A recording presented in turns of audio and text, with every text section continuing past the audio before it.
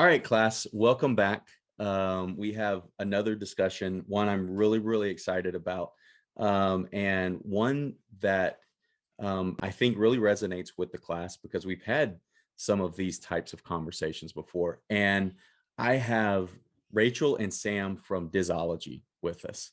And so there's so many questions I have about the show that they do, and then some of the episode, getting into some of the questions or observations I had from some of their episodes. And then we'll talk about their fandom and everything as we usually do.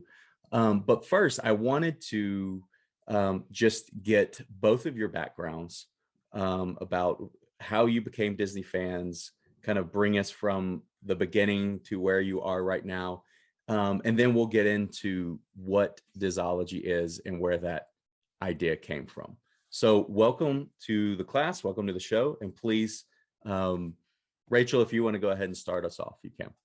Sure. So I'm Rachel. I've been pretty much a lifelong Disney fan. I was taken to the Disney parks by my grandparents at a pretty young age, and I was that really obnoxious kid who actually read the Birnbaum's guides and really liked to be the planner of my family.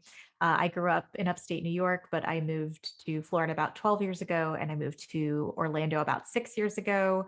And I have remained an annual pass holder. I like going to Disney. I know it's gotten more expensive, but to me, the location, it's absolutely worth it. I Do you want me to get into more of Disology now, or just kind of let Sam go first? We'll let Sam introduce herself, and then we'll get into Disology Okay. and talk about that. So just lifelong Disney fan. Obviously, if you've listened to our podcast, you know there are definitely critiques I have, but I think overall, it just means a lot to me, and the media and the parks have a really special place in my heart. All right, yeah, thank you, Sam. Go ahead. All right, so my story is a bit different than Rachel's. I was a big consumer of Disney media as a teenager, the Disney Channel original movies. That was like as far as my consumership went, because we never went to the parks when I was a kid. When my dad was sick and we were close to losing him, he kept saying, I want to take everybody to Disney. I want to take everybody to Disney. And he didn't get the chance to do that. So I remember I made that my goal that next year. And I walked down Main Street and I stood in front of the castle and I cried. And it was like, I never want to leave this place. And I just fell in love with Imagineering and theme park design and the philosophies that Walt had. Became obsessed with learning all about his journey and the other Imagineering journeys, and just growth of the company and growth of society. So that's just where my love comes from. And then Marvel was acquired and it was game over. And thanks for those introductions. And those are awesome stories and awesome backgrounds. And I think, Disney kind of comes to people in various ways, or maybe people come to Disney in various ways. And so it can be very therapeutic. And so that's one of the great things that I like about the company, especially the parks. Next, to get into what Disology is, can you first, and either one of you, both of you can talk about, where did the idea come from? Where did the name come from? And then how do you pick what you're going to talk about in different episodes? That was all Rachel. So Rachel and I used to have, we used to be part of another podcast network, and we had a mom's planning show, and we would do episodes bi-weekly on different planning tips for moms. And then we just decided it's time to move on and do something different. And then Rachel's like, well, here's this idea I've been wanting to do. And then Rachel, do you want to take it from there? Yeah. So I don't think it came from one particular idea, but I really I'm just really fascinated by media analysis. That's pretty much what during the little free time that I have, I will go on YouTube and I'll watch YouTubers like Lindsay Ellis, Jenny Nicholson, who doesn't do as much analysis, but she kind of does these deep dives into various aspects of Disney and other types of media. Like Sarah Zed, lots of different, not necessarily Disney, but just different types of media analysis. So what I felt was lacking from a lot of Disney-based fan media, both on YouTube and podcasts and just around the internet in general, was that there wasn't a lot of analysis specifically targeted towards Disney. You didn't find a lot of like thoughts on, yeah, hey, it's so funny that we go on Spaceship Earth and we say thank the Phoenicians, but what actually does that mean? And what are like, not just the history of it, but getting into like more details about that. And so there was just a lot that I wanted to say, and I knew Sam well enough to know that there was a lot that she wanted to say and a lot that she also wanted to react to, because we would just have these conversations, and they were just so interesting, and I could nerd out on her, and she didn't judge me. So when we knew it was time to move on to the next thing, I said, hey, I really want to do this podcast. And it's, in terms of the name, it's nothing magical. I was just trying to think of something that combined Disney with something like academic sounding, so that when you heard it, you would know like, oh, this is a podcast, or this is media that talks about Disney, but does so in a kind of different way. An academic way. Yeah. And, we try. it is very it is very academic in the sense that deep dives into different things, and each episode, maybe I shouldn't say each episode, but most episodes, it's almost like you're taking one theory or one phenomenon and you're kind of diving into that, and you're using Disney to talk about that, like so there are some that as I told you, I've listened to. Since I first reached out, I listened to a handful since then. That one about the multiverse, and that's kind of the one that really caught my eye or caught my ear, I guess, because I'm a new Marvel fan, so I didn't grow up on the comics. I actually got into Marvel and the MCU actually between Infinity War and Endgame. I remember Iron Man coming out in the theaters, and I think I had seen maybe Iron Man 2 and a couple others, and I didn't really see anything else. But then when Infinity War came out, and I'm not exactly sure how I got into it, but when I first watched Infinity War and then kind of realized like, okay, I don't really know what's going on, so I need to go back and watch all these other things.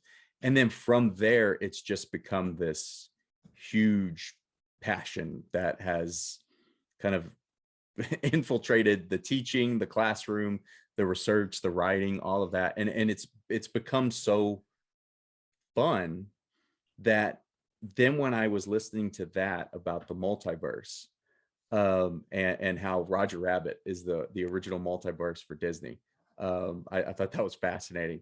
The first, can you kind of start us off and talk about what is a multiverse, or what should listeners and students know about a multiverse?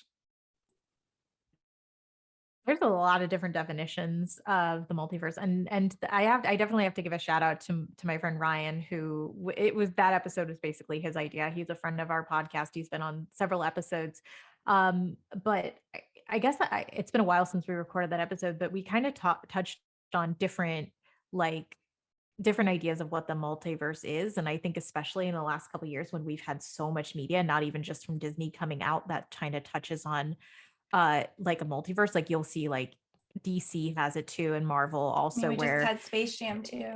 Yeah, Space Jam, where it's either a bunch of different people from a bunch of different characters and aspects of different properties coming together in one piece of media. So you'd see that with Space Jam, Kingdom Hearts, Roger Rabbit, or I think the like kind of alternate definition, or the other side of that coin, is different characters existing in different ways. So you see that with like the Marvel franchise, you'll have the MCU, and then the same characters are in comic books and TV shows where they exist just in different ways. There was a great movie that just came out called Everything Everywhere All at Once, which I just saw, and it was incredible. And that also is in that same vein of, it's about a multiverse where a person, and Star Trek gets into this a lot too, where every decision you make kind of diverges a timeline, and there's all of these different worlds. So there's a few different definitions of multiverse, but I think like those are like the main accepted ones in our society and media right now. Yeah. And then if you wanted to go Marvel specific, it would be that there are different timelines basically layered on top of each other, where there are different versions of everything. And then there are anchor beings who basically hold that timeline together. So there's a spot where Wanda is an anchor, and pretty much there's one being that is tied to that center, and everybody revolves around them. So if that center were to not be part of that reality, then that timeline would be destroyed. Which is possibly what we're going to see here in the next month with Multiverse of Madness. It's Yes. And one thing that I did not know is that Sam, you and Ryan were talking about in particular, is the fact that the Nexus being in the MCU, the Nexus, or Marvel, I should say, the Nexus being, there can only be one in a multi or a universe at the same time, which I thought was really, really interesting. And so one thing that, and I had messaged both of you about this because when I was listening to the podcast, I was thinking of different examples, and I messaged, and I can't remember which one of you said you had read the first book. Rachel read the first book of the Kingdom Keepers A long time ago too, but I remember some parts of it. Well, they're fascinating I listen to them on audiobooks, and they're fascinating to listen to on audio or Audible. And they're actually coming out with new ones. And actually, trivia point, the writer of the books, Ridley Pearson, was the last person to actually speak in our class before the pandemic. Everything since then has been like this, one-on-one, kind of over Zoom. But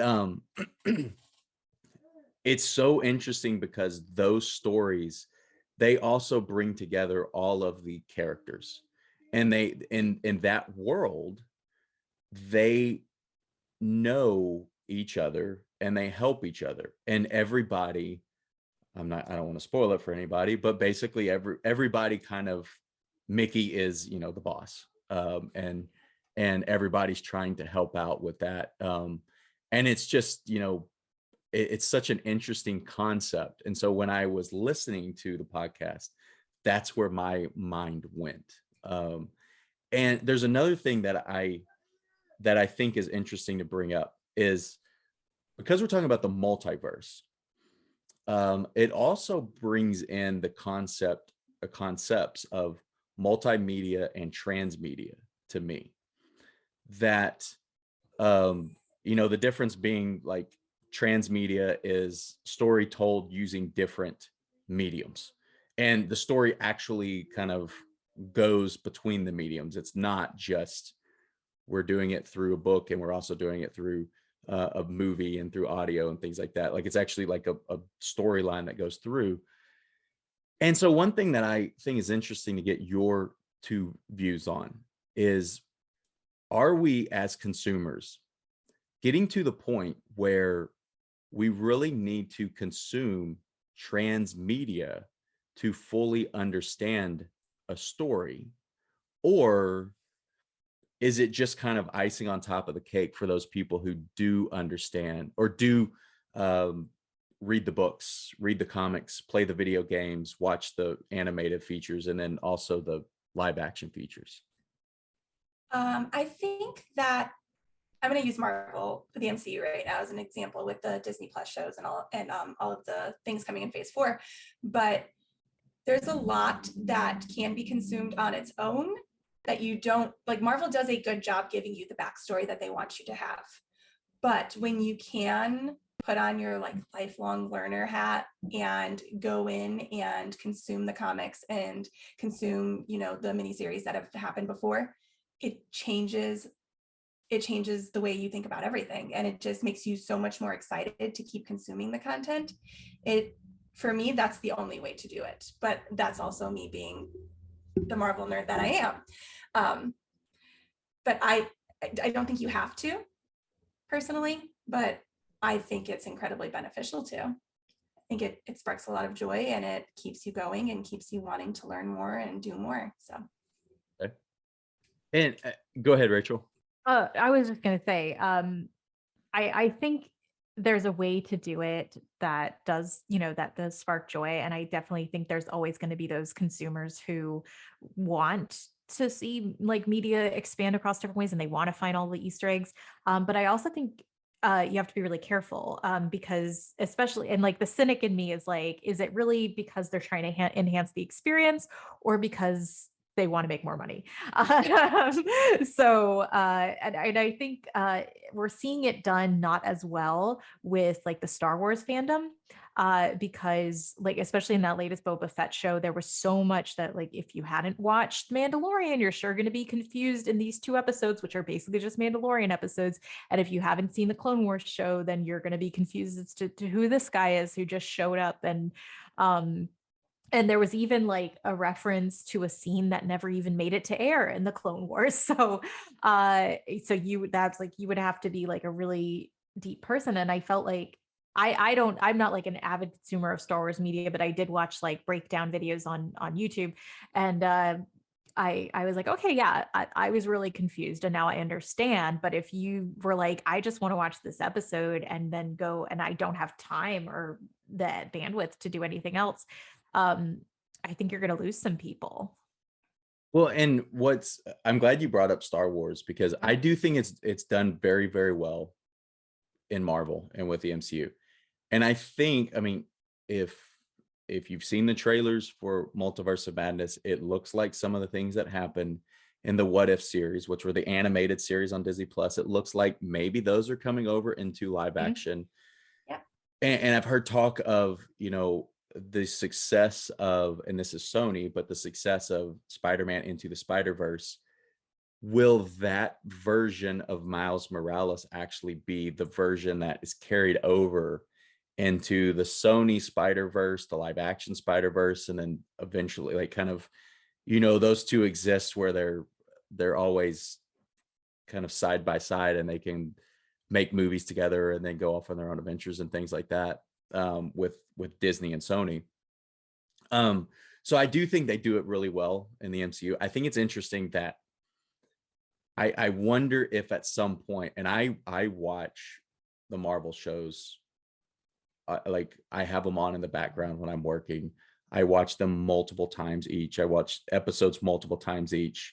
I'm the type of person that I am analyzing what's going on in Moon Knight right now, and I'm trying to decide if I know what's going to happen next and all of that.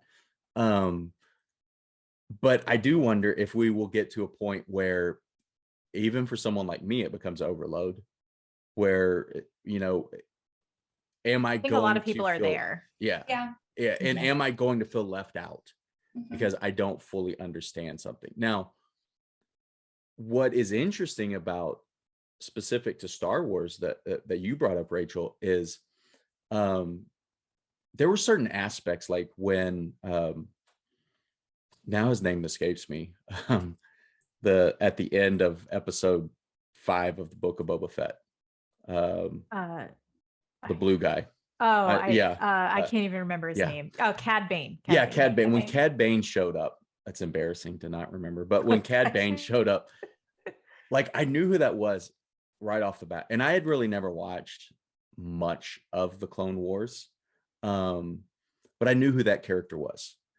And so like that, and when Ahsoka showed up in season 1 or season 2 of The Mandalorian, and then showed up in season 2.5 of The Mandalorian, also known as the Book of Boba Fett, like I thought all of that was really cool. And I didn't I didn't have that background, and I thought it was really neat because then you could go back and you could explore more of that. But also I was listening to a review of one of the episodes that, remember the scene where Chrysanthemum ripped off I think the creature's name is a Trandoshan. Remember that, Oh where he yeah, ripped off his arm? Mm-hmm. So when you watch that on Disney Plus, it was like, whoa, he's just kind of a violent guy and he doesn't like people apparently enjoying themselves. When I listened to this review of it, it said in the books, it goes into detail about what type of history those two Star Wars creatures have, and like their kind of their people have with one another, and basically where Trandoshans would take Wookiees and they were the ones to enslave them and have them work in the mines and everything like that.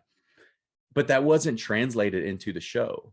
And, you know, if that was like a 1 or 2 line thing in the show, then all of that makes sense. So that is like, you're very right about MCU does it pretty well. But now that I'm thinking about it, now that I'm listening to you guys, I have a Marvel podcast where I sit back and like I analyze these things for people so they don't have to do the research. So I think I'm coming from it from a different frame of mind and not having to be the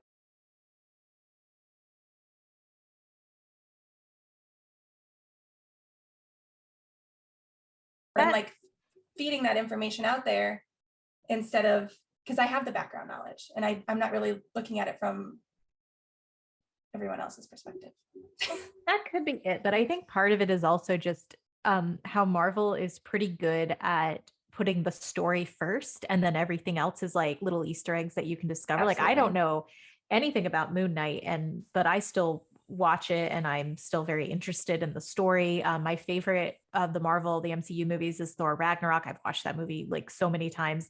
And it's just a really good story. Like it is part of this greater whole, but it's like just this really good story about like family and loss and like growth, and it's just a good story. And I think like where something like the Book of Boba Fett and other Star Wars, like I like the Mandalorian. I hated episode 9. I literally laughed out loud sometimes because I was like, this is the stupidest thing I've ever seen.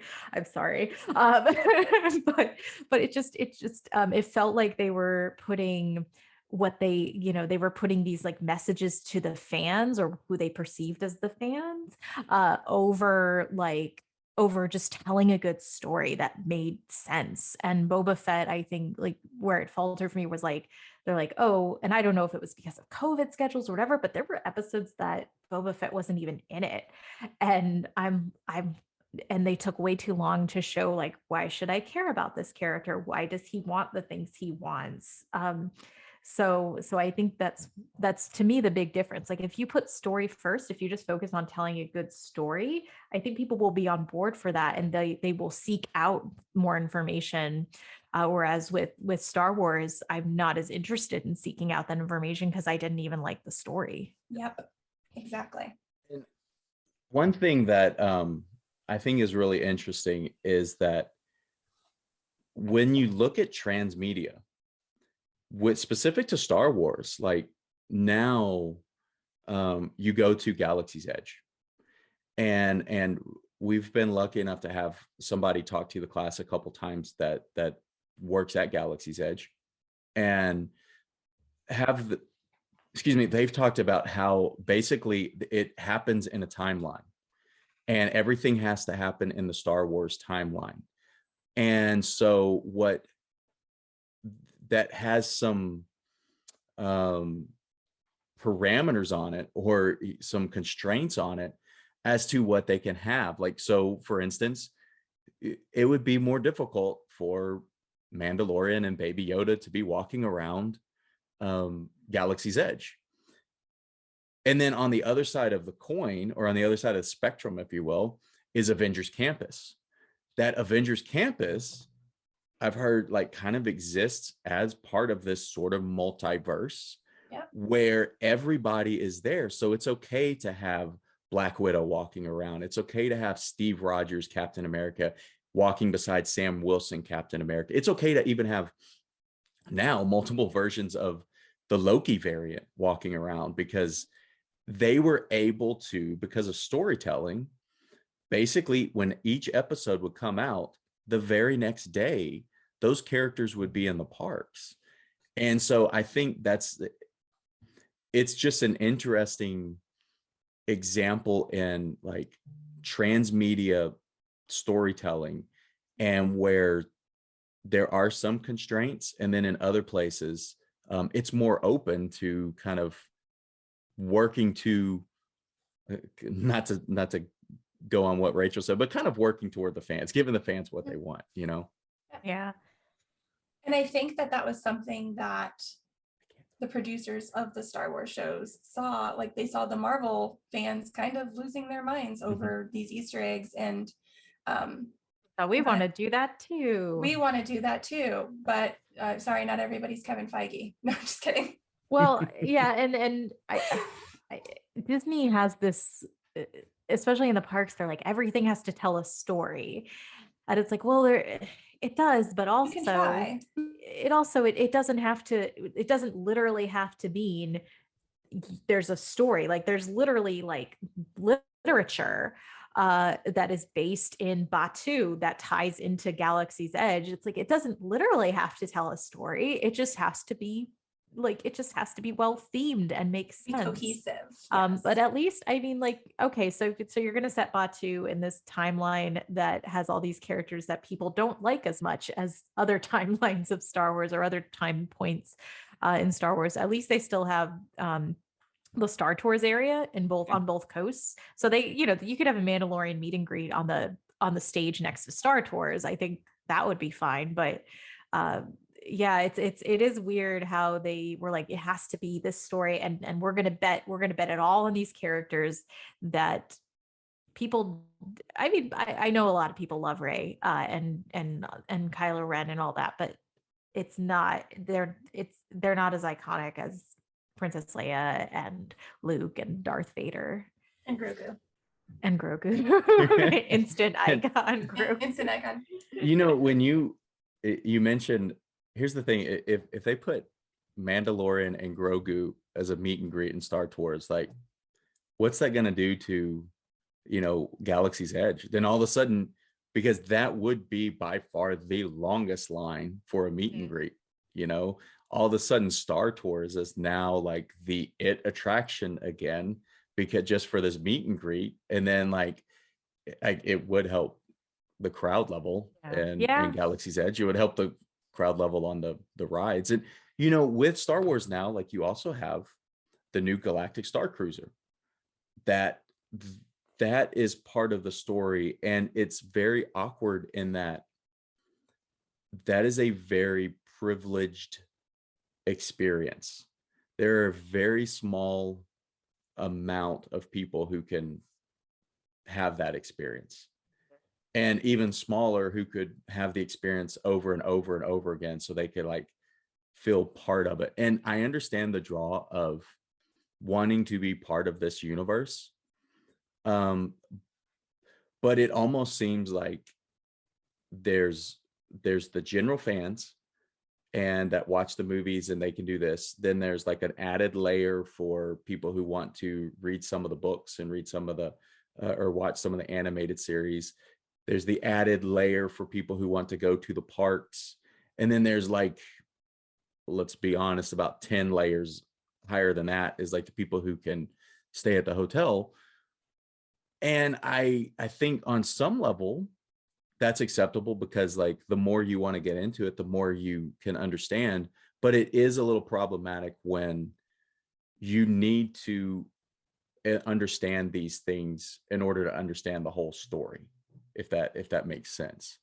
Because then you're creating an exclusionary opportunity. Yeah, it's not. Yeah, because it's time, it's money, it's energy. Yeah. And I mean, if it's something that they're tying into the everything of it, then you're you're cutting out majority of your fan base. And we'll kind of skip around a little bit because you're talking about exclusionary experience, and I know I brought it up first, but that also is, what are your impressions, because I've heard on the podcast a little bit, what are your impressions of Genie and Genie Plus? And is that kind of this now like exclusive access that only certain people can have when they're in the parks? Okay. That's a good question. And I actually just used Genie Plus for the first time on Friday. So there is a really good video on YouTube that I think everybody in the world should watch. It's on a channel called Defunct Land. It's basically a feature-length documentary about the history of FastPass and Disney's many attempts at controlling crowds, and how in over 60 years of running theme parks, more than 60 years, they have never really gotten it right, and they have never figured out the best way. And at this point, I'm not sure that there is a best way. And we saw this especially when Disney was coming back from the pandemic, or I mean, we're still in a pandemic, but when they were reopening, and how they were like, okay, you have to make a reservation, and all of these features that you used to have are not available. And by the way, we're raising ticket prices, and we're always going to raise ticket prices. And the discourse I saw online, that I've seen online for years now, is the crowds are too big and Disney is too expensive. And now we have to also make a reservation. So now there's an added layer of, oh, and also I can't get a reservation. So it's like you can kind of pick. It's almost like that, that circle where like you have three options. You could pick two of them. So you can have, so they're like, okay, so in order to lower crowds, we have two options. We can either raise prices or we can have park reservations. And actually, we're going to go ahead and do both. Well, people don't like either of those options, but they also somehow want crowds to be lower. So they're okay with park reservations as long as they get a park reservation. Yeah. They're okay with higher prices as long as they can afford those prices. I do think, I do think that Genie Plus, losing that was a tough pill to swallow as a losing FastPass, as somebody who went to the parks many times and benefited from that system. But the Defunct Land video shows pretty clearly that only a few people, they have data to back this up, that only a small percentage of visitors really benefited from it, and the rest were kind of left to flounder and stand in long lines, or just hope that somebody took pity on them and showed them how to use FastPass Plus. So on that end, I kind of get it, but it is kind of, it almost like it felt kind of like a stab in the back of like, okay, here was this thing you used to get for free, and now you don't get it for free anymore. And so there was a point when I was like, I'm never going to use Genie Plus, because it felt like the principle of the thing. So I used it on Friday when I went to Magic Kingdom. And it was actually good. I actually liked it. I liked that it was just a very like easy to use in the app. They got it right. I don't know. I'm sure there's still some kinks to work out, but it was very easy to use. And it really is $15 a day. I know that adds up. But it's a lower price point than you see at a lot of other parks that offer this kind of system.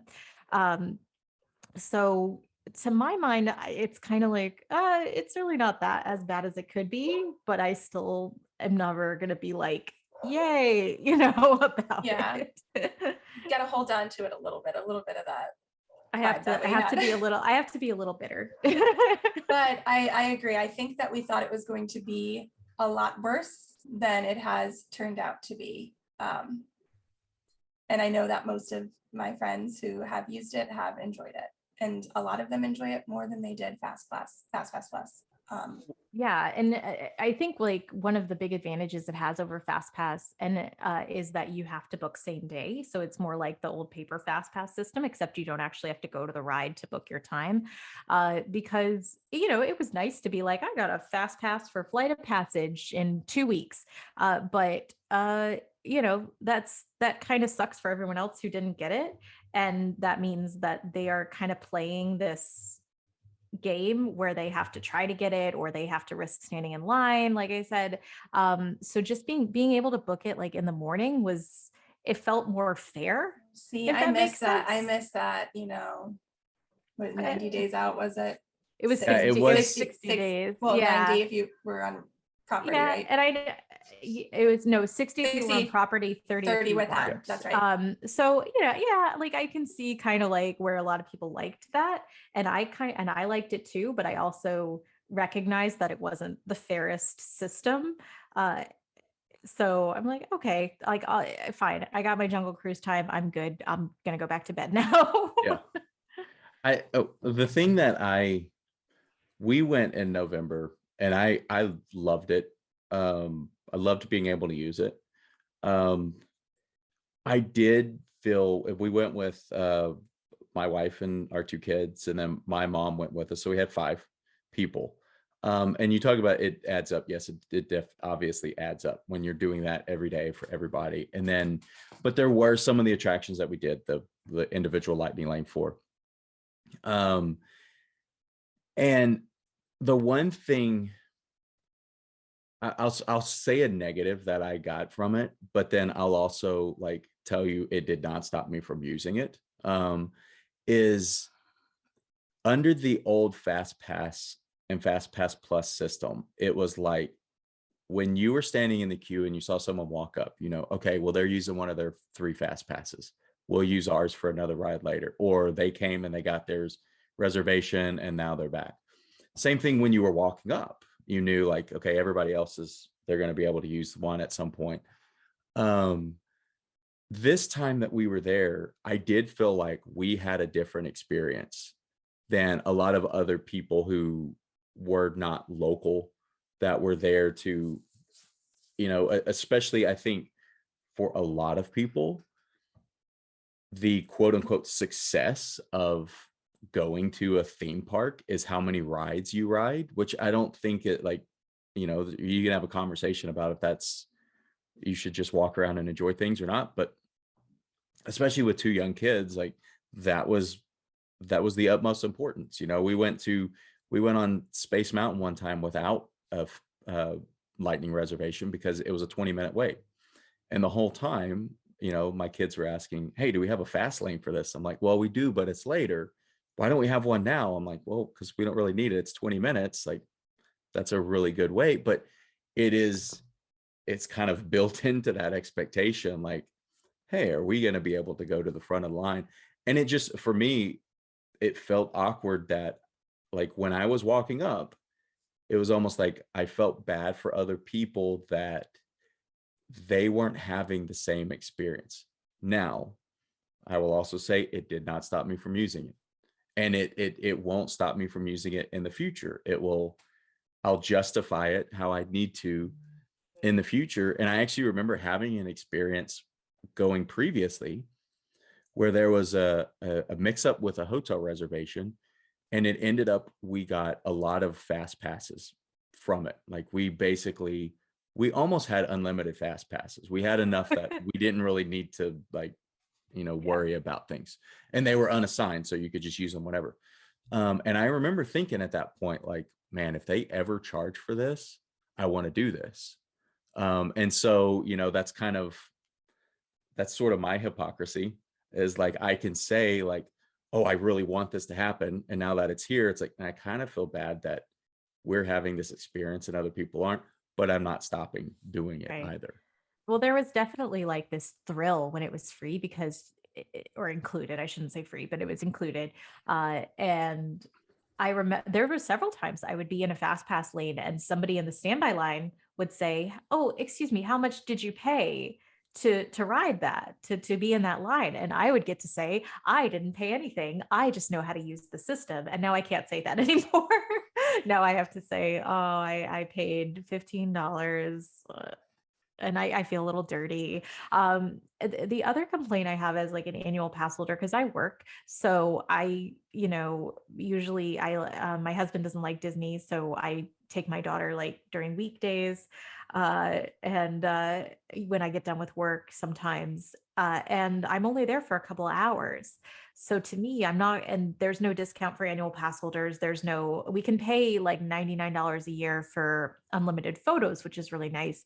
But there's no like unlimited lightning lane option. So I'm not going to pay $15 to ride like Frozen for and only Frozen, because that would be the only thing I'd have time to do. So I wish there was some kind of like either discount or some like flat rate I could pay for the year for something like that, because I think that would be really nice. But I don't know if that's coming down the line or anything like that. But yeah, it's really only worth it for me if I'm going for at least half a day. Well, and I actually spoke to somebody yesterday about like, should there be, I am of the opinion that there should be something for annual pass holders, that you could pay an extra package or whatever for those unlimited, or if it's not unlimited, you have, every third time you get whatever constraints they want to put on it. Because it does get to that, the 80-20 rule of 80% of your business comes from 20% of your most loyal consumers. And we've seen in many different consumer settings that people would rather go after the new customer than those loyal customers. I mean, mobile phone companies are notorious for this. And so, it kind of the exact opposite of how your business should work. Yeah. But at the same time, we talked about ticket prices, and at the same time, like every time they raise ticket prices, park attendance sees a huge increase. Yeah, it's not stopping people. It's like, where is it's not, you don't want to say like they have to learn a lesson or teach them, teach them a lesson, but the lesson at the corporate level kind of is like, well, all of this is working because every time we do something, we make more money. We make more money, more people are there. It makes me wonder what we talked about before we started recording, what happens to younger generations. And it also makes me wonder what happens to, like, we are all identified with Disney because we went as kids and because we have these memories of them. So we want to take our kids back. In the future, is it really just going to be like, are there going to be a lot of loyal customers that come back time and time again? Now, I say that, and again, I'm not going to stop going. I don't know other people who are quote unquote loyal who are going to stop going either, Right. So, I mean, I've been going to the parks for like over 30 years at this point, and I've been a pass holder for over 12 years. And in just those 12 years, I have seen like so many ebbs and flows of the thoughts of like how Disney kind of treats and approaches annual pass holders. I have definitely seen like there were periods where I felt they valued pass holders and periods when I felt they didn't value pass holders. A good example is the Guardians of the Galaxy previews that just opened, and I didn't get in, and I'm not mad because I know it was limited spots and they can only have so much preview time before they have to go live with the ride. But I clicked the link and it didn't load forever. It brought me to a queue and it told me approximately how long I would have to wait. And then after about 30 minutes or so, it automatically refreshed and said, sorry, there's no more spots. And I did see a lot of discourse online that was basically like, oh, this was a fail. Well, why was it a fail? Well, because I didn't get in and therefore Disney doesn't value pass holders. Well, they had this preview event. And you don't even have to make a park reservation to go to this preview event. You just have to get like a spot. And there can only be so many spots. And it doesn't mean that Disney doesn't value pass holders. They already an annual pass is expensive, but you get unlimited pretty much visits to Disney. That's your perk. and anything else is just gravy. But it is nice when, you know, for a while we had free photos and now we have to pay for it. And that kind of sucks, but it's still at a much cheaper rate than everyone else. So I'm kind of like, I definitely feel like Disney has these like kind of their corporate thought kind of ebbs and flows in terms of how they feel about pass holders, whether they're like, these are our loyal fans and we have to cater to them, or, you know, these guys, they pay a one-time fee and then we get like no other revenue from them. So, you know, F them. I think it's always been somewhere in the middle, but there's definitely been highs and lows. But I'm not a rich person. And I still go, and I pay for an annual pass, but I pay to eat there, and I've stayed in the hotels. So it doesn't feel out of reach to me yet. But as long as I can afford it, I will continue to go. Yeah. Yeah. Sam, have you been to the parks since they've reopened? No, my husband is refusing until meet and greets are fully back and character dining is fully back. Almost there. Almost there. Knock on wood. So character meet and greets are they back now, or are they still starting in a couple weeks? When is it? They're still starting. Well, they're supposed to be starting on Monday, actually. Monday. Okay. Disney is hug Mickey on Monday. They are very wisely waiting until after the Easter weekend. Yeah. So not at all locations. I think there's only doing Animal Kingdom Mickey meet and greet. Okay. So for now, but I mean, you can still go up to the characters. We met Mickey, and my daughter like went up to the rope, and she got to talk to him, and he did like a little hot dog dance for her. Yeah. So, you know, I like distance meet and greets because it makes it a lot easier for those of us with small children who might be a little scared to approach the characters to kind of get used to them in a very safe way. Yeah. And I have mixed feelings about meet and greets because on one side, the lines are always incredibly long, and you do have to meet Mickey if it's like the first time that your kid's going. So that's like a long experience. But also then, like, you know, you see your kid. I saw my youngest son go up, and like we were in the Imagination Pavilion, and this was September 2019, before the pandemic. And my boys went up to take a picture. My oldest one is like holding Wreck-It Ralph's hand, and my youngest one is just staring up at Vanellope Von Schweetz. And like when it was time to like stop taking the picture and to leave, he wouldn't leave. He's just like staring up at her. And like, you know, as a parent, you're kind of like, oh my gosh, that's like, what a great experience that is. It also is really cool right now that like you just see these characters kind of roaming around, like in their, you know, quote unquote real environment. I like that. Yeah. Like the character cavalcades and all of that are really, really fun I hope it seems like those are staying around at least for a while. Yeah. Those are fun. I honestly think I prefer that idea over parades in general, because the fighting for parade seats. Yeah, it's a whole thing. I'm looking forward to being able to hug Mickey, but I also like, to me, the bigger thing I'm looking forward to the return of are actual photo pass photographers at the meet and greets. Because like I said, when we met Mickey on Friday, well, first of all, there was only a 10-minute wait, and I imagine that's going to be a little bit longer soon. So that was nice to only wait 10 minutes. But also they didn't have a photo pass photographer. So my mom, who, bless her heart, is not the best photographer, got some pictures and they were cute, but I'm like, I hope if we had a photo pass photographer who could zoom in and like it would have been so much nicer, and we would have gotten some better photos. Don't tell my mom I said that. Hi, Mom. Sorry.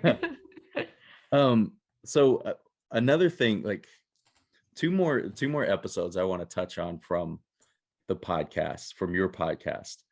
One about the Luca and allegory and storytelling. And it was this fascinating podcast on really the podcast is about spend most of the time talking about Luca and queer coding in Luca, which I said before we started recording, I learned a tremendous amount from watching that podcast. And then that actually made me go and watch other videos about why that exists and kind of the history of it, which is a fascinating history for anybody who's interested in it. I would first go and listen to the podcast where y'all talk about it, because you're going to learn a tremendous amount there. And one thing that I thought was so interesting about it is I told you that when I was watching that movie, I had, what I took from it is not the same thing that you two and your guest took from it. And how then the three of you kind of evolved into this conversation of how allegory exists based on this, like the spectrum people are looking for, the place where they are in their life. And it was just a really, really fun and interesting conversation. And so before I ask my big question on it, I wanted to see your thoughts on that and kind of like the planning for that particular show. And then I do have a question from it after that. I can't remember if we had the idea and we went to Ryan, who was again our guest on that. All our best episodes are with Ryan. Or if he came to us. He came to us for the multiverse episode, Okay. right? Yes. Okay. Yeah. So it's interesting to me that you say that you didn't like see that when you were initially watching it.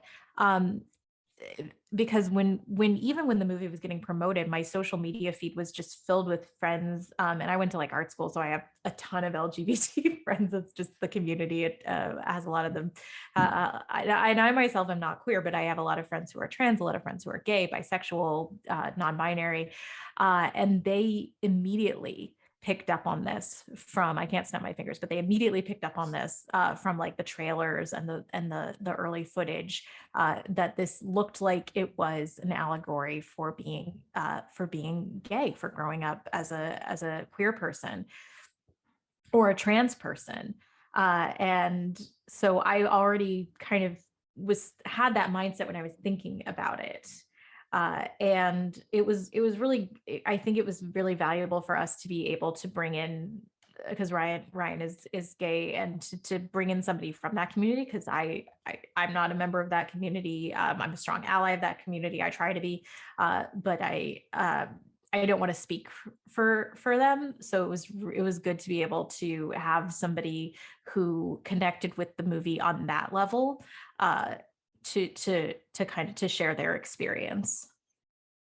And I go ahead, Sam. I was going to say, and I added a different perspective into that, for people who didn't recognize the queer coding and the story that was going on, the way that, Rachel and Ryan had initially seen it. And it was about like feeling like that fish out of water, and how, you just are trying to find your place in the world and you don't know where you fit in.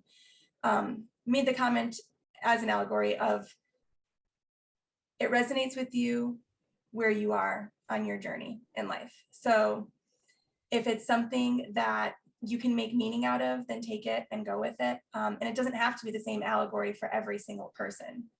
It's presented in a storytelling way for you to take what you need from it and learn and grow. Yeah. And I think, but I think that's a good point. And but the challenge is when you have a community that identifies so strongly and feels like the allegory is about them. And forgive me, I don't know if the director has actually come out and said, yes, like this was intended to be about this. It's good.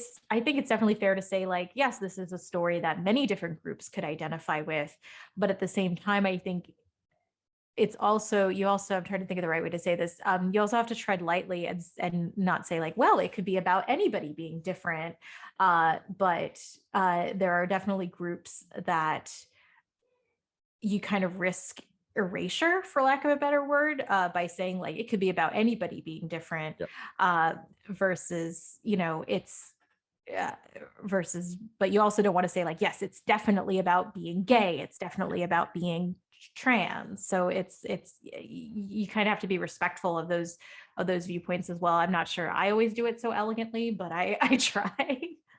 Well, and Yeah. one thing that I told you before we started recording, when I was listening to the podcast, I found myself thinking like, how did I not see this? Like why was I not able to see this? And I kind of started, worrying a little bit about, well, am I not as like, as do I not pick up on these things as well as I should and all this? And so like, then like when you talk about the, allegory and stories come to you where you are, and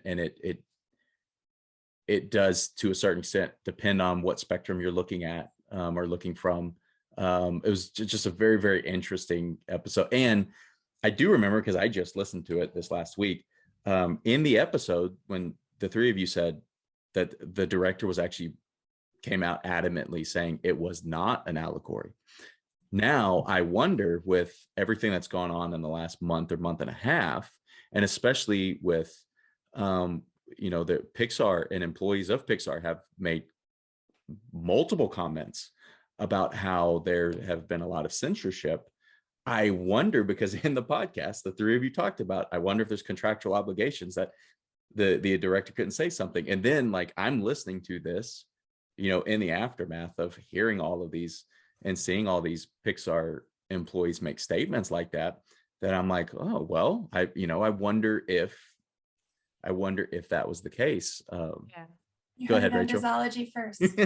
Yeah. Well, it's hard to say, yeah. And I almost try to take a death of the author approach, where Yeah. it's like, okay, he said it wasn't. That doesn't mean it didn't mean a lot to this community, and that they didn't see themselves in it. But yeah, you do have to wonder, especially in light of recent allegations, that maybe he was just trying to save himself from getting into trouble, and maybe risking not getting further work or something like that.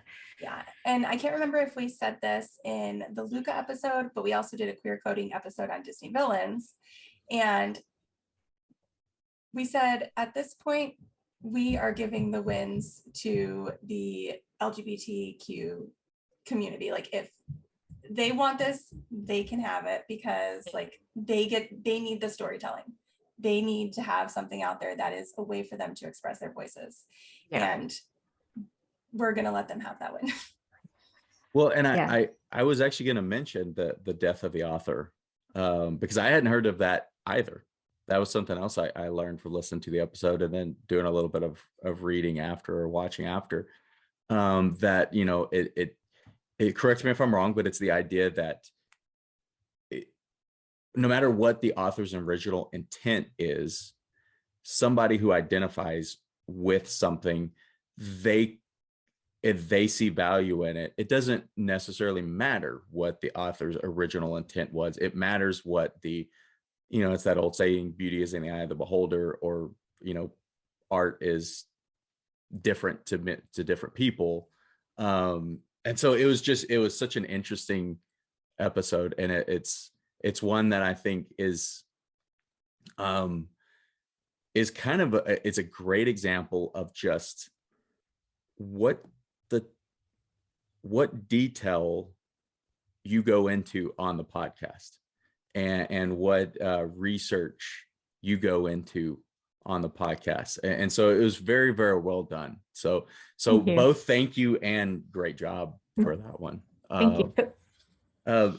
So another, the last one that I'll mention, and then we'll get into a few more things before our rapid questions. Oh, well, I did say I had a question from Allegory, and I don't want to completely put you on the spot, but I guess I am, so apologies.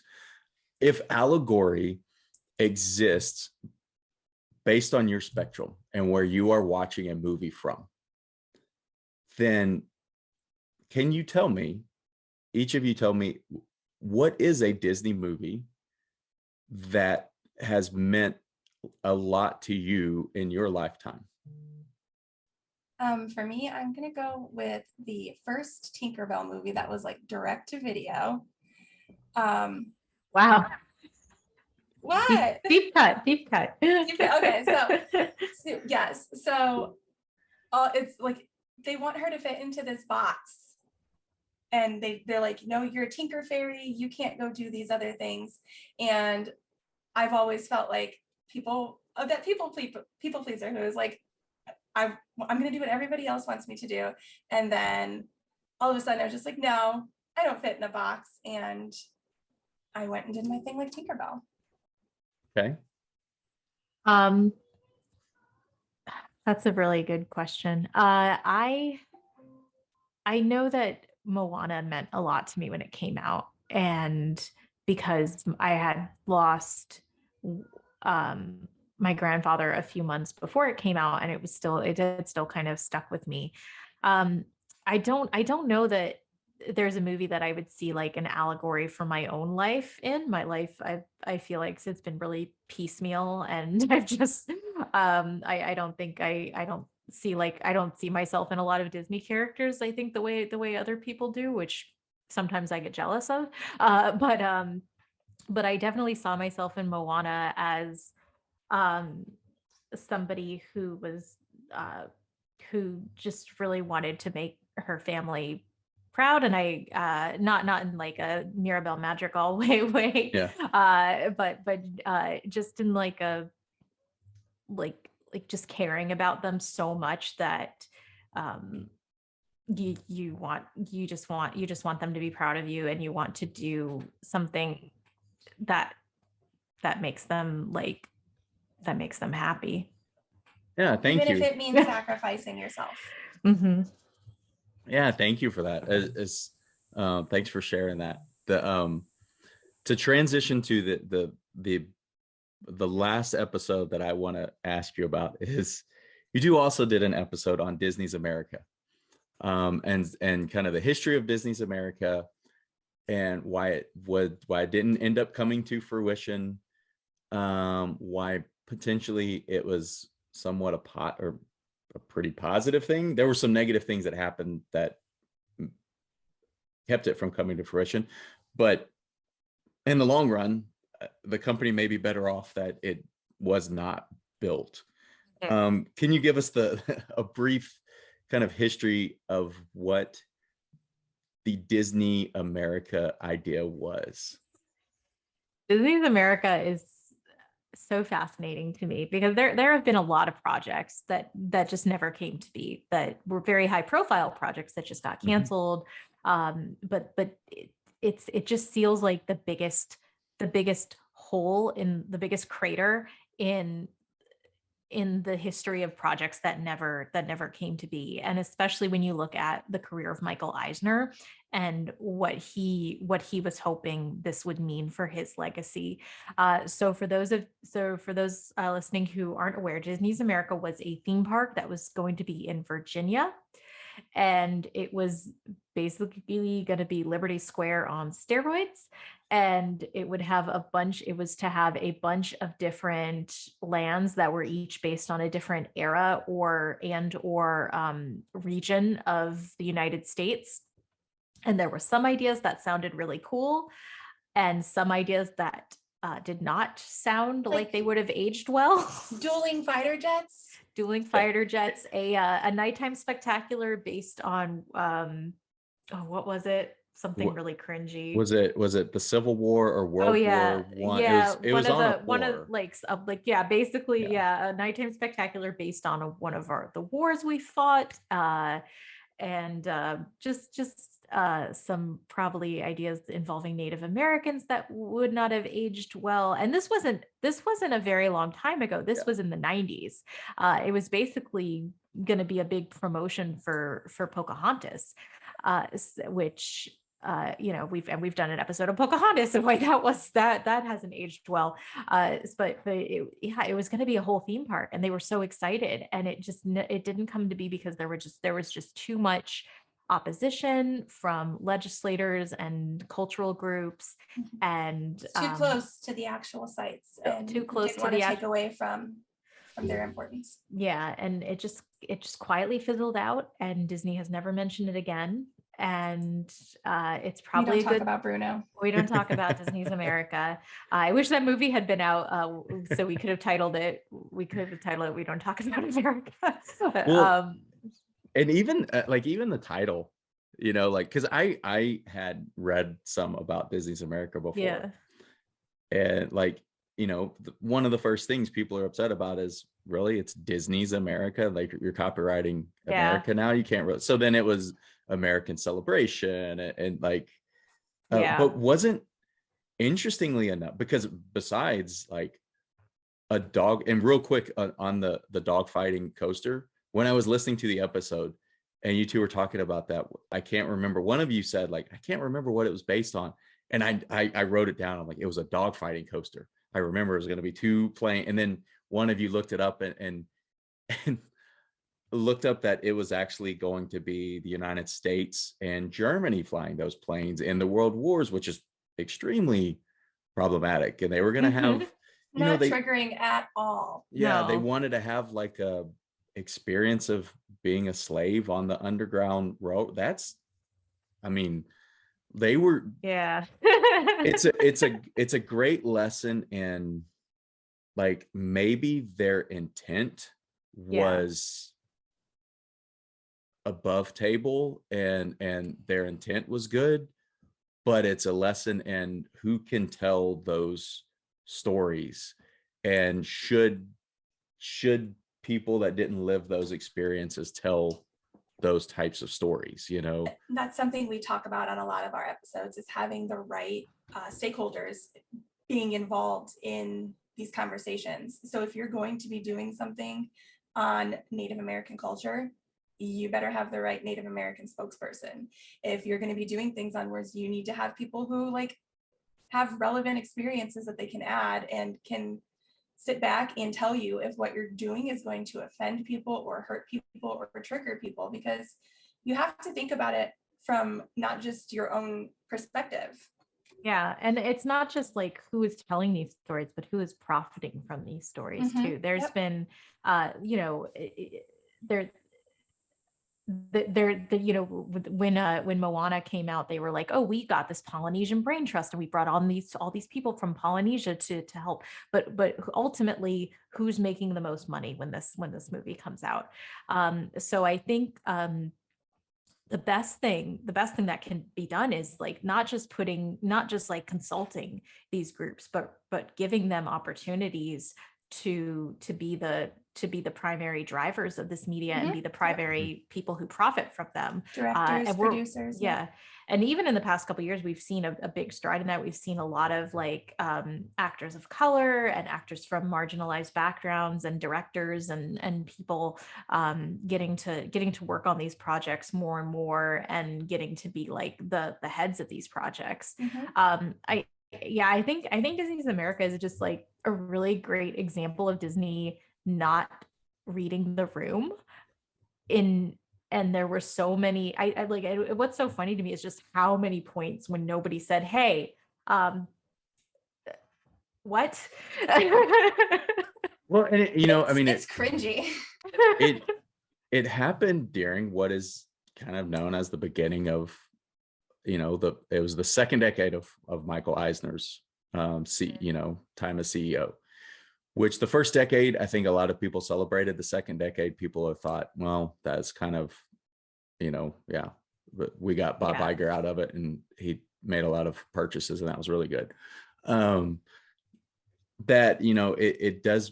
it kind of makes you think, like, why were people comfortable saying no? Did everybody think it was a good idea? Did people not think it was a good idea and not say anything? Because it also, one of the largest kind of controversies around it, though, was the land, wasn't it? Like, it wasn't necessarily the cringeworthy content that was going to be included. And there's also, as we progress as a society, more things become cringeworthy, because that is actually a sign of progression. What was done 20 years ago is cringeworthy now. What's done now will, at some point will be problematic. And that just is a sign of people progressing more and more. but like at that time, wasn't one of the biggest constraints to it that it was going to be built so close to Washington, D.C. Yeah, and Yep. close to these sites that they were essentially Yeah. building replicas of. There was a similar, I don't want to say controversy, but a similar criticism lobbed at California Adventure, because it's like, Mhm. why are you having all this California stuff so close to where people can just experiencing these Yeah. things for real, but there's not that added like um, racial and cultural insensitivity portion of that, at And least not then as far as I'm aware. And yeah. And then it's taking visitors away from the actual Yeah. historic sites because, hey, I'd rather go to Yeah. a theme park for this experience. yeah, And then you're losing funding for these other sites that yeah, need it to be restored. and especially if you price it at Disney's pricing, which has always been expensive. I mean, it's more expensive now, but it's always been expensive. Are people going to have to pick go to Disney's America or go to the actual Jamestown? But there, yeah, like to your point about people saying no, there were a lot of people saying no.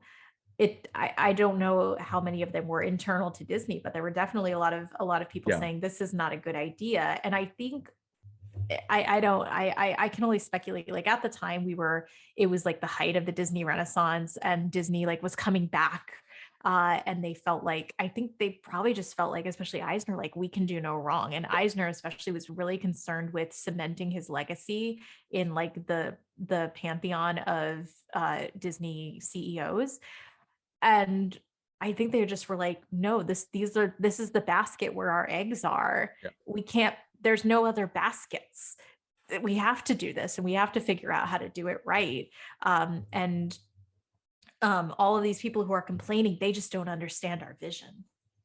Well, and it's kind of that, it sort of brings up the idea of hubris a bit, that it is, getting defensive rather than listening to why something might be problematic, or why you shouldn't do something. And then, and whereas I think we're if you seeing actually that today Yeah. a little bit. Yeah.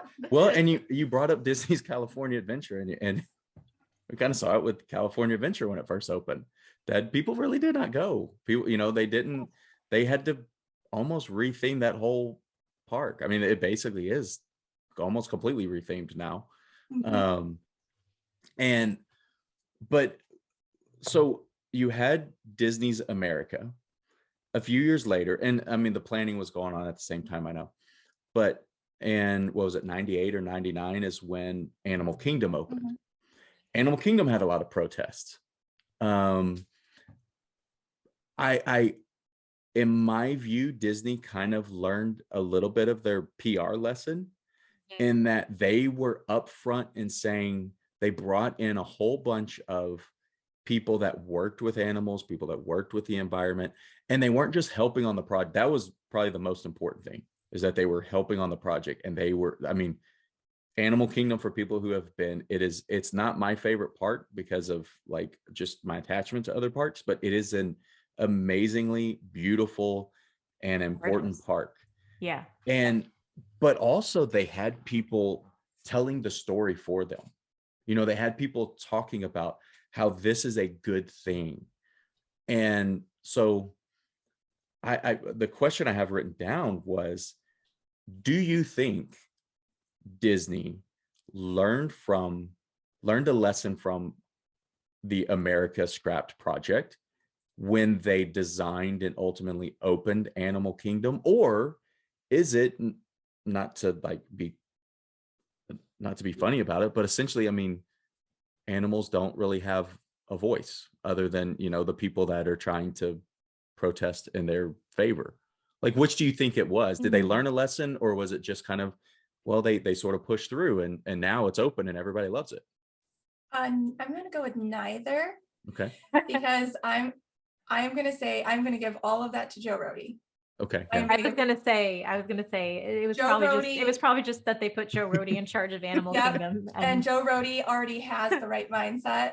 Okay. And he already like sits back and reflects on things, and he knows how to include the right people, and he cares about culture and all those aspects. So I'm gonna say Joe Rohde.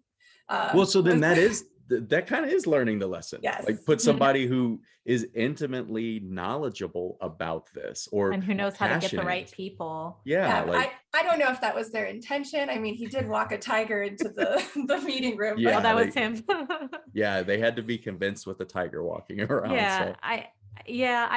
I would have to look at the timelines of how, like, when they started building or designing Animal Kingdom versus when they were planning America.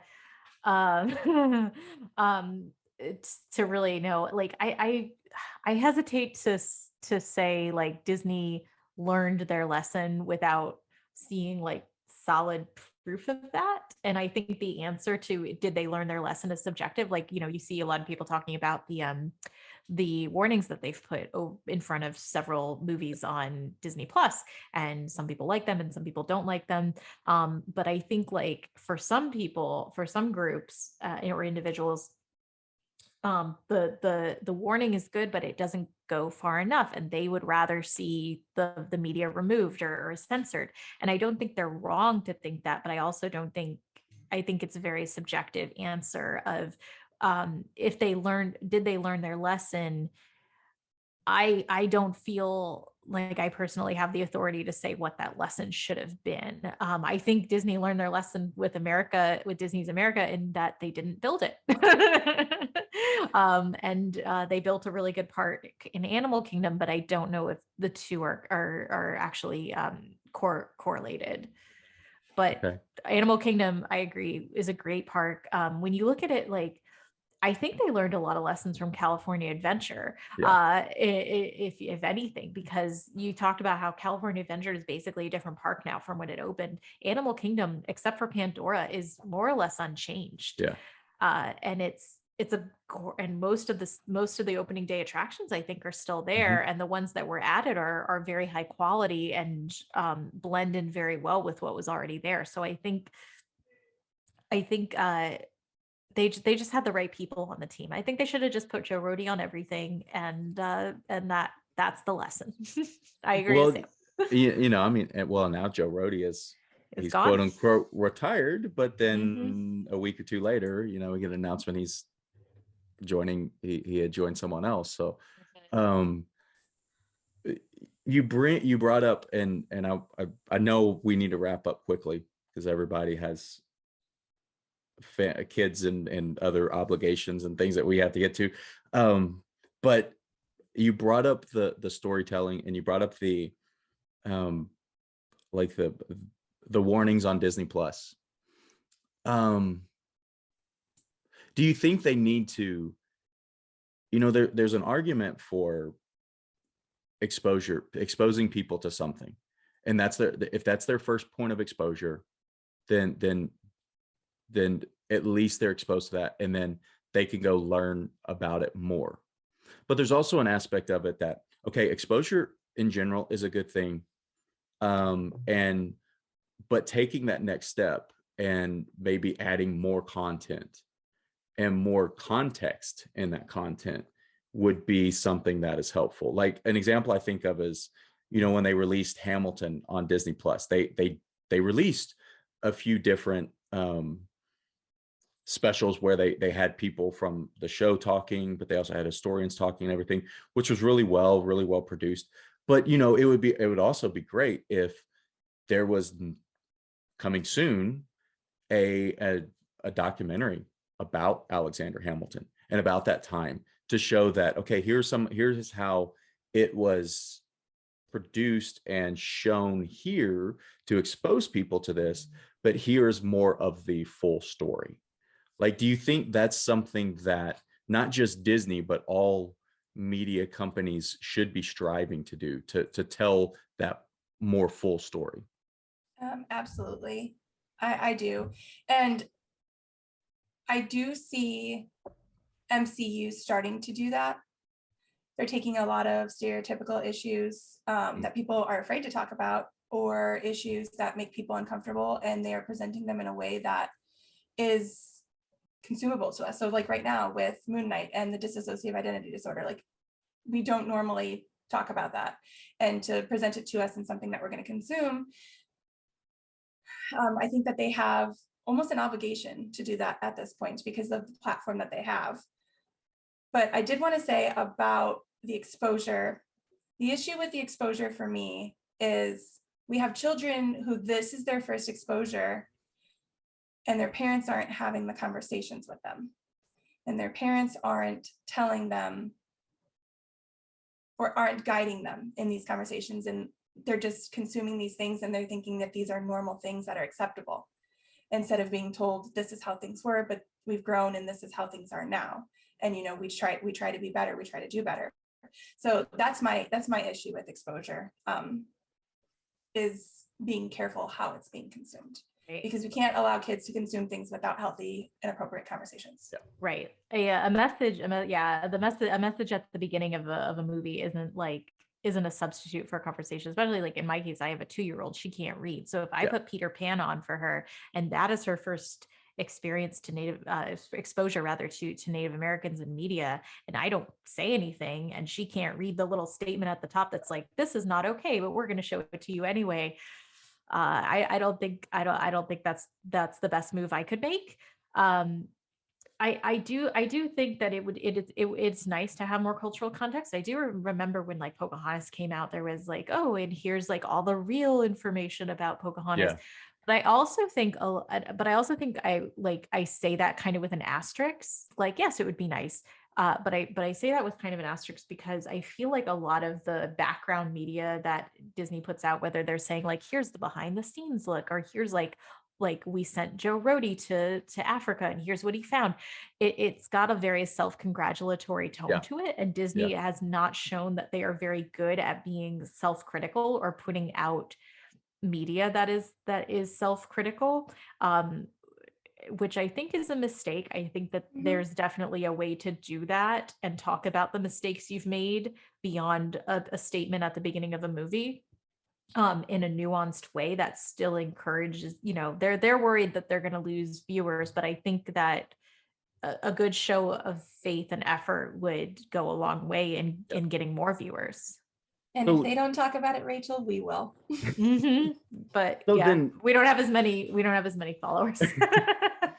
So then I like that you brought up the like self-congratulatory and they're not really being, you know, talking about the mistakes they made. They talked a little bit about mistakes in the Imagineering story. It's still a little bit. Yeah. It's still a Disney produced. I mean, they're not going to talk about all the mistakes they made, but how about this idea? What if they actually made instead of the Imagineering story, it was the Walt Disney Studio story where they got into more of that. And they got into, hey, here's some of the things that, and they could talk about it. Here's maybe what people were thinking they were doing, and they were trying to do good and all of this. It maybe given the benefit of the doubt, but then talking about how, you know, here's what should have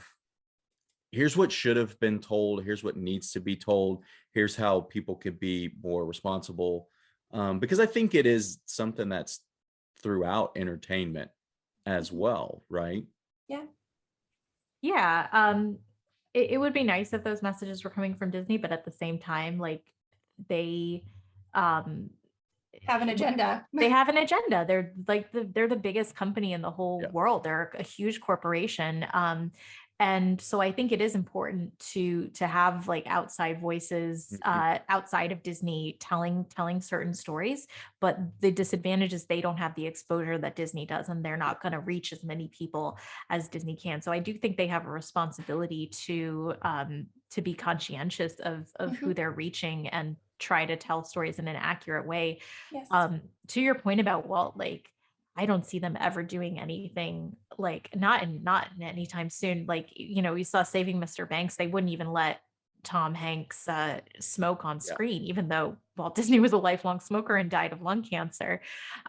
So I think they're just so careful, and there's no other media company in the world that's like that, where they just feel like they have to curate everything so carefully. And I think that they go too far with it sometimes. And we've seen in like their recent trying to kind of get involved in politics, but not really, and then bungling it. And then now nobody's happy now. Yeah.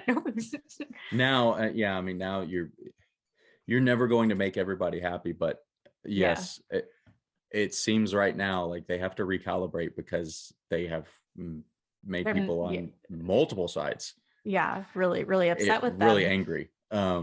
So there's so much more that I could go on, but we have like 6 minutes left, and so I want to do it justice and try to stick as close to it as we can. There is one thing that I wanted to ask before, and I close out doing some rapid fire questions or rapid questions that mostly are about the parks. But one thing I wanted to ask before, and unlike, so everybody in the class listening or watching and anybody else, unlike me just kind of coming up with the question about allegory and stories at the last minute, I actually did email or message about this and ask about the MCU character you identify with. The class, the students do a case study where they identify one or multiple MCU characters that they identify with, and the purpose is that they're, this is a character that they want to become, they feel like they are, and how does that help them move forward? So what would be your character or characters that you identify with from the MCU? Mine is going to be a really funny one because like she's literally sitting right behind me. But so not to be too cliche, but I would go with Wanda, and because of the way that she can bend reality. So I actually teach people about gratitude mindset and manifestation. So being able to be in control of your own reality by controlling your thoughts and bringing in the good things around you instead of letting toxic things hold you down. So Wanda technically can do that. She can bend reality. She can create her own reality. So I went with Wanda. Very cool. And there's a whole other like conversation to have there. So we'll have to figure out more time to talk because I want to know more about that. Thank you, Rachel. Go ahead. Yeah. So, I mean, there's a ton of MCU characters I love, but I had to think really hard about characters I identify with. I would say I kind of feel like I'm a combination of Darcy from like the Thor movies and WandaVision, because I'm very nerdy, I'm very awkward. And, there's days when I don't feel special, but I just try to, be smart and do the best I can. And because she doesn't have any powers. And then the other person I feel like I'm a combination of is Yelena from Hawkeye and the Black Widow movie. Just her sense of humor really speaks to me. Very dry, very like easily exasperated by everyone around her. I'm not as strong as her, but that's kind of how I feel a lot of times. All right. Well, and thank you. Thanks for that. That's awesome. I like for the students to hear anybody who talks in the class, or I call them friends of the class. And so I like to hear the students have exposure to that. Like who are these people that are speaking to us, and what would they feel on it? So if I could, I have 3 rapid fire or rapid questions, and they deal with the parks. And these are ones that you could explain if you want, or you literally could just say what it is and we move on. It's completely up to you. Okay. So the first one though is, I guess to set the stage, have both of you or either of you been to parks other than Walt Disney World? Have you been to? I have not. International or Disneyland or anything? I've been to Disneyland, and a very long time ago, to the point where I don't remember it anymore. I went to Disney Sea, but I have been to Disneyland. Okay. So Rachel, when you are responding, you can include the parks you've been to. Sam, we'll stick to Walt Disney World. Okay. So what is your favorite gate or favorite park to go to?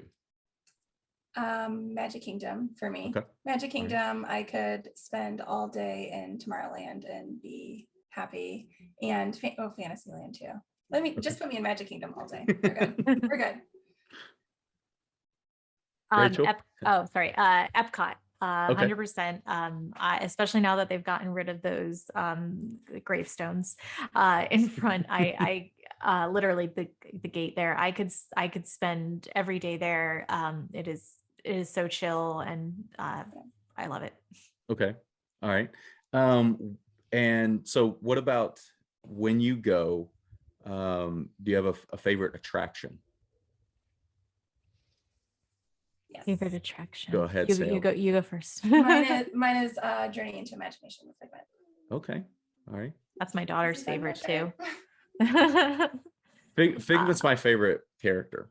So Yeah. I mean, and I do miss like Rainbow Tunnel and Yeah. like the Rainbow Mhm. Corridor and like Dream Finder, Dream Machine, all that. I actually have a friend who is recreating opening day Epcot for Oh, the okay. Oculus, and it's really cool. But Very, he's got very he's cool. got the Rainbow Corridor and all that in there. So I would love to see them bring back Dreamfinder. mhm. And I think it's so interesting what they do with Figment, like Figment and the ride, because the ride is so like it's a third of what it used to be. Mhm, yeah, But at the same time, he has essentially again become like the logo the of face, yeah. the face of Epcot in many ways. I mean, he's on everything. So go ahead, Rachel. Haunted Mansion. If Okay. we're talking about rides that exist now in their current incarnations, it's Yeah, Haunted I Mansion. Yeah. If I had to go with current, I would probably go with If I had to go with extinct, Rite of Passage. yeah, if I had to go with extinct attractions, I would say Horizons. Oh yeah. That was- That was a lot of fun. That was a big Yeah. fun.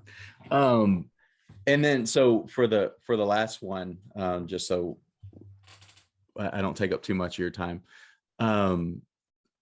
Favorite, we don't eat a lot in the parks. We do a lot of fast service in the parks. But I do fill up a lot on the treats when we're in the parks. So favorite Disney treat in any of the parks? I am not a big treat person. I prefer like if I would prefer something like heavier. I guess I would go with what's the drink in Pandora, Rachel? Night With the boba. Blossom. Night Blossom. I'm gonna go with Okay. Night Blossom. All right. But I also It's- want the flame tree fries from Mm. Flame Tree Barbecue because that would be my ideal snack. So I'd prefer that over the treats. I would say Dole Whip, and also as a runner-up, the Mickey Rice Krispie treats. There's something Oh, okay. about eating a Rice Krispie treat in the shape of Shaped Mickey's like head. Mickey. It just hits different. Does it taste different if you get it in one of the parks or you get it at Disney Spring from Goofy Shop? Confectionery. I think it's the same. I don't get them very often, but I like every time I get them, I don't regret it. I know they are the same. For me, it's something like it's a little bit different if you get it from Goofy's shop at Disney Springs. Like there's Yeah, just 'cause something about that. Like yeah. you're walking around Disney Springs eating that. That's really, really special. So well, thank you both for doing Thank you this. for having Thank us. you. This was awesome. For anybody who wants to keep up with what you are doing and how they can find the show and everything, please tell us how to do that. We are at Disology Podcast on any of your favorite podcast platforms. And we do have a Facebook page and Instagram and a TikTok and Twitter, but we haven't been posting as much. We are taking a little bit of a break right now because of life. Rachel's We're- moving and I'm adjusting to Yeah.